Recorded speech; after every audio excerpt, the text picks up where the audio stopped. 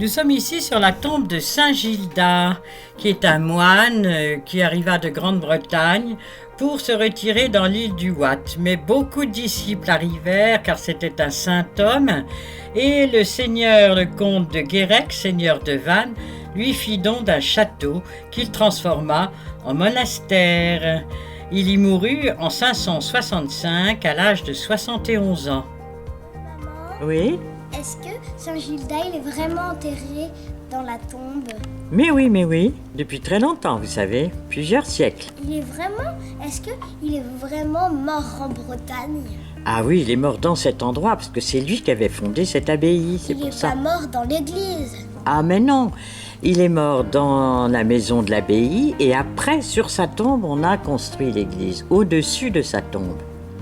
Et sur sa tombe, comme beaucoup de miracles avaient lieu, on décida de construire une église. Mais celle-ci a été détruite par les invasions des Normands en 914 et 919. Les moines emportèrent les reliques de Saint Gildas dans le Berry, à Saint-Benoît-sur-Loire. Mais en 1088, Saint Félix fut envoyé pour reconstruire l'église. Et voilà cette église. Dans l'entrée, vous avez les vieux chapiteaux romans qui ont été transformés en bénitiers, en granit, ils sont magnifiques. Et voilà la nef. Et on ne sait pas encore bien construire les voûtes à cette époque. Et regardez l'autel ici dans le transept, c'est un autel du XVIIe en bois avec des tableaux et des statues magnifiques. Et dans l'autre transept en face, vous avez les tombes de Saint Goustan ici, qui est venu avec Saint Félix pour reconstruire l'église. Et là, vous avez les reliques de Saint Gildas, un bras et une jambe. C'est le reliquaire.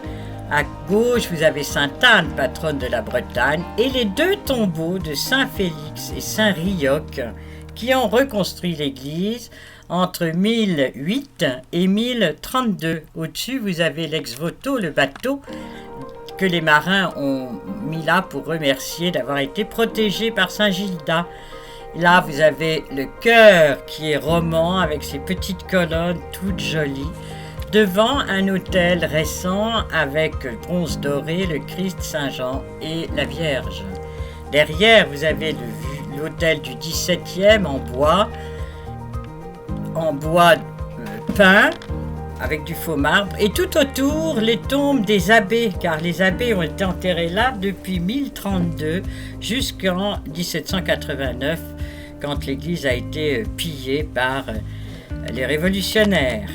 Donc là, les tombes de tous ces abbés, qui sont toutes plus anciennes les unes que les autres, et puis la tombe de Saint Gildas, et lorsque l'on continue autour du chœur, de l'autre côté, vous avez sous ces magnifiques voûtes romanes, vous avez les tombes des enfants de Bretagne, car les ducs de Bretagne habitaient le château de Soussineau et les bébés ont été enterrés là. Thibaut qui est mort à quelques mois en 1246, puis Aliénor en 1248, puis deux jumeaux, Thibaut et Nicolas, morts en 1251, et Jeanne que vous voyez ici.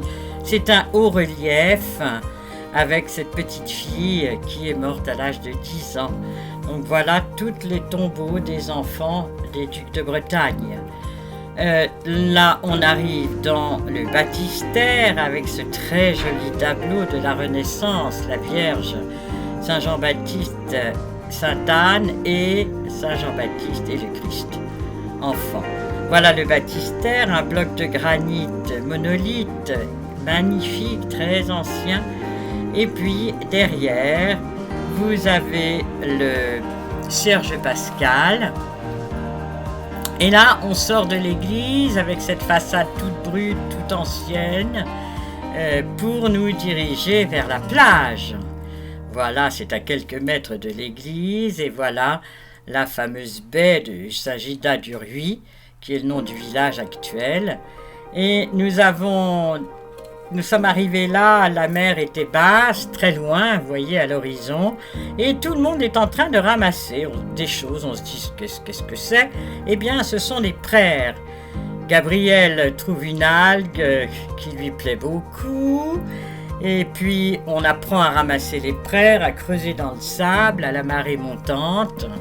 Et on a une récolte magnifique. Vous voyez que la mer est vraiment basse là, avec tous ces rochers qu'il y a partout.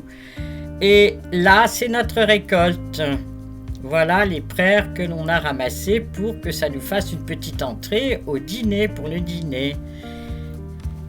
Et voilà la tombe de Saint-Gildas, nous laissons Saint-Gildas, la tombe du Saint, nous laissons ces magnifiques chapiteaux avec les naïfs, avec les plantes de Bretagne, les fougères, et voilà. Et je vous abandonne pour un autre voyage, une autre découverte. À très bientôt, au revoir.